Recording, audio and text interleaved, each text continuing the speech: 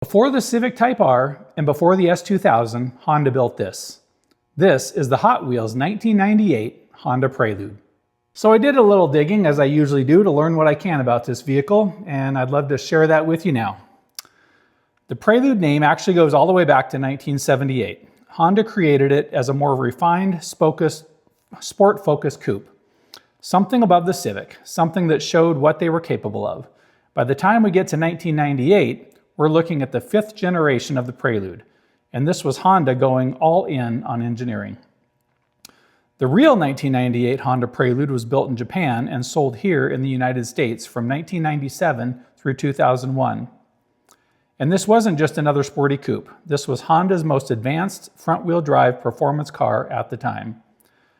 Under the hood sat the H22 A4, a 2.2-liter dual overhead cam VTEC inline 4.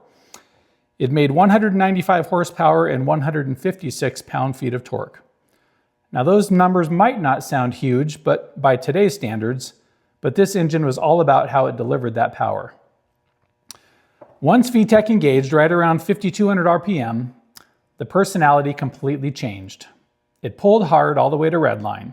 This wasn't just about low-end torque, it was about balance, precision, and revving it out. 0 to 60 came in right around the high 6-second range with a top speed around 140 miles per hour. But here's where it really gets interesting. Honda offered a version called the Type SH, which stood for Super Handling. And this model came with something called ATTS, the Active Torque Transfer System. In simple terms, it was an early torque vectoring system in 1998. When you went into a corner, ATTS would send more power to the outside front wheel to help reduce understeer. Most front-wheel drive cars push wide in turns. Honda engineered a system to fight that. That was advanced technology for the late 90s, especially in a front-wheel drive coupe. It also had double wishbone suspension in the front and rear, which is part of why these cars handled so well. This wasn't built to be a drag car, it was built to carve corners. Transmission options included a 5-speed manual and a 4-speed automatic, but the manual cars are the ones enthusiasts really chase today, especially clean, unmodified examples. And that brings us to today's market. Let's take a look at what these have been selling for on Bring a Trailer in the recent past. Okay, so here we've got one. This one sold for $19,750. Looks like it sold back in October. Not too long ago. This one only has 66,000 miles on it, and this was in Nebraska. Looks like it's in pretty decent condition. Wow, look at that interior. Looks new. There's that VTEC engine. Now here's another one. This one sold back in 2024. This was the next sale on Bring a Trailer. There hasn't been a whole lot of these sold over the last couple of years on Bring a Trailer. This one only sold for $7,000, but this one's not the Type SH. I'm assuming that's why it sold for so much less. It is a 5-speed though.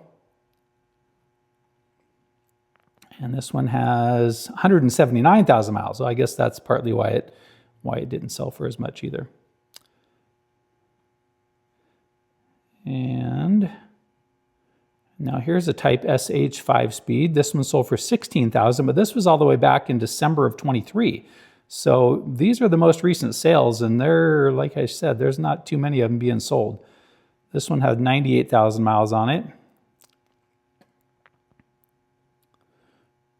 This one's got the dark interior on it.